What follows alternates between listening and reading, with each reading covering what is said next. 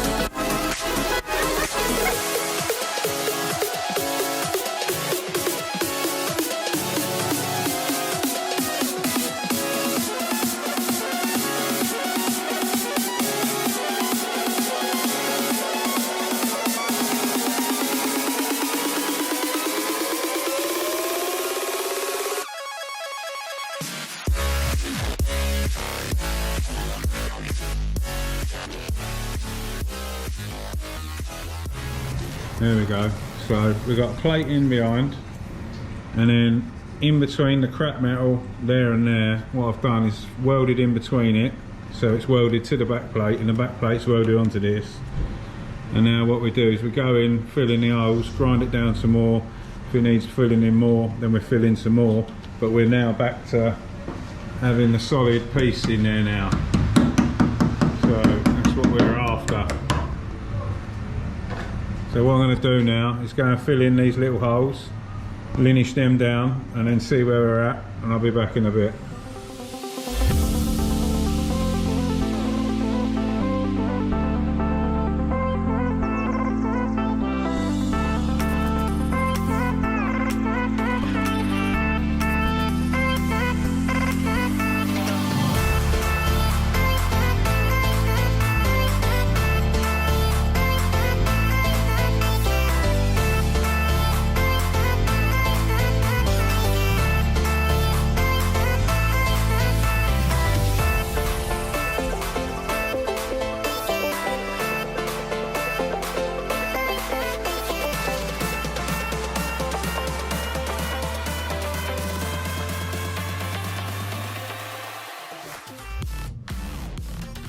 She ain't pretty, but she's metal.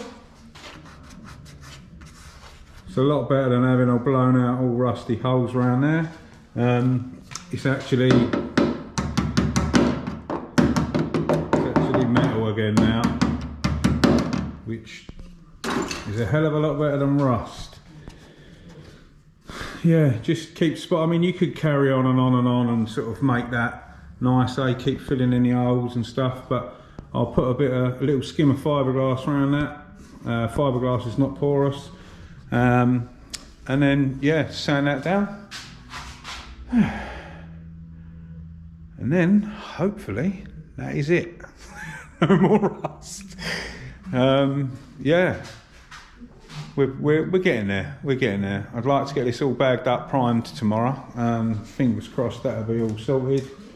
All the inner wings are all stone chipped and done. I explained, yeah, why I got white on there, because we're going to go red. But yeah, let me get some fiberglass on that. Start sanding that. Yeah, that is it. Got a bit on the roof to block down, but we're getting there. Hopefully, no more. Let's see. Right, let me do this. I'll see you in a mo. There we have it. So it's just a bit of fiberglass filler. I smeared it all around that, so that'll all sink into the little mini holes and what have you from the welding. And we'll sand that smooth, little skim of filler or dolphin glaze, and then that'll all be all right. But the reason we do fiberglass first, or I call this stuff bridger gap, it's kind of a fiberglass resin mixed with some form of filler, is that's non-porous, so it means it won't absorb any moisture or water. If we just put filler on it, then it'll absorb moisture and eventually it'll blow out again. So we've got good metal, not pretty, but we'll make it pretty, and it's solid again. So that's the main thing. We're not just bodging over it.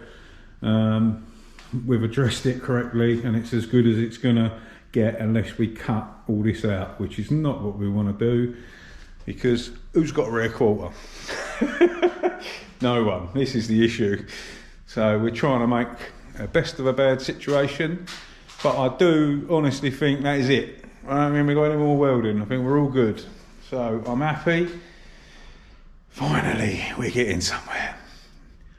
Let's get cracking with this prep. That'll probably be tomorrow now. It's getting on quite late for me. You joined me later on in the afternoon. I had a new, I got a new toy.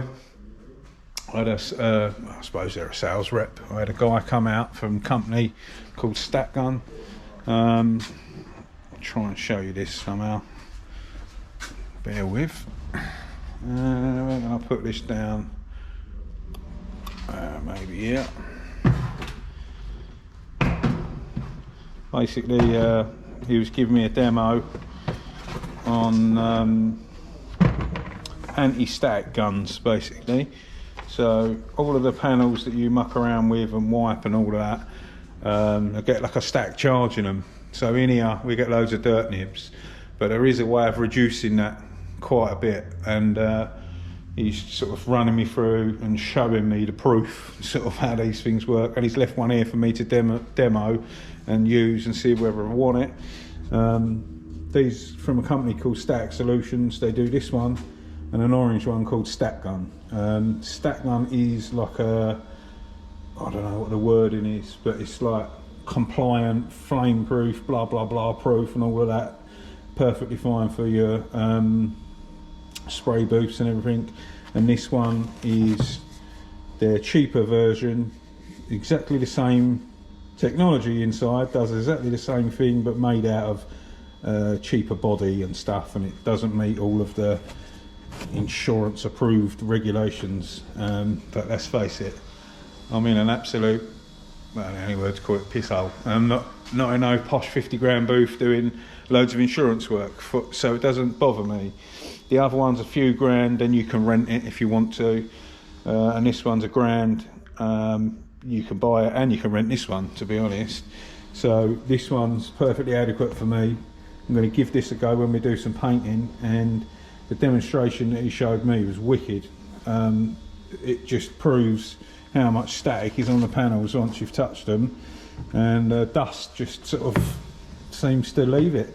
They're reckoning I'll get 60 to 70% less dust in my jobs by using this. So we'll find out, and if it is good, then we'll probably buy it. So yeah, anything you can do to make your jobs better and your life easier, it saves you money in the long run, because you ain't got to spend all week polishing them. So yeah, we're going to have a look at that as well. We'll probably use it on the Renault.